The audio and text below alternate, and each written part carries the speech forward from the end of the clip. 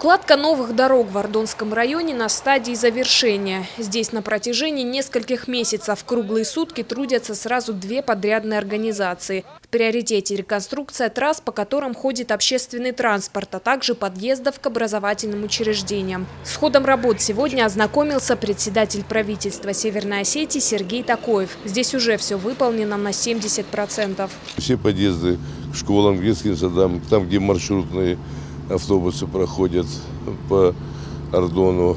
Эти все улицы, вы видели, очень качественно и хорошо сделаны. Мы на правительстве приняли решение, что не трогать дорожный фонд. Как бы тяжело не было, будем изыскивать другие ресурсы какие-то на социальные вопросы, на выплаты зарплат. И не стали трогать дорожный фонд и выбрали, что программу сделать за 3-4 года. На объектах работают и РАФ-Трансстрой, и Ардонское дорожное ремонтно-строительное управление. Специалисты трудятся в режиме нон-стоп, чтобы не отставать от графика. При том, что деньги они получат только в 2015 году. Всего на этот район выделено 40 миллионов рублей. Общая протяженность тех дорог, которые будут отремонтированы в этом году, порядка 15 километров по муниципальным дорогам. Для муниципальных дорог это огромное количество.